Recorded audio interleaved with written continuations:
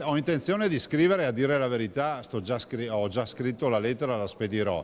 Ricordo semplicemente al Presidente del Consiglio quella telefonata che abbiamo avuto assieme circa un anno fa quando si parlava di Eraclea.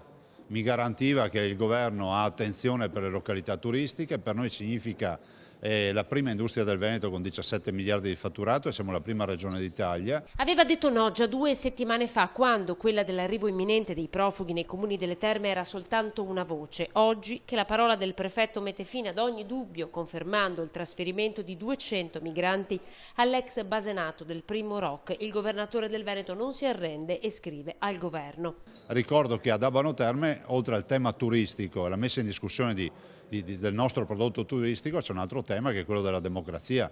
Un commissario non può governare come fosse un sindaco. Mandare gli immigrati in un comune dove c'è il commissariamento vuol dire ti piace giocare facile. Domani mattina la Lega Nord manifesterà davanti ai cancelli del Primo Rock. Ci sarà anche il primo cittadino di San Pietro Ingù, ripreso dal prefetto ieri per il suo blitz nell'hotel del suo comune in cui sono ospitati dei profughi.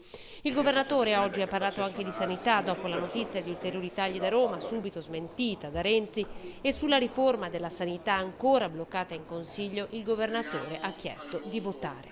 Penso che sia fondamentale ricordare che c'è un giusto confronto tra maggioranza e opposizione, poi alla fine però bisogna anche votare, quindi chiediamo di votare.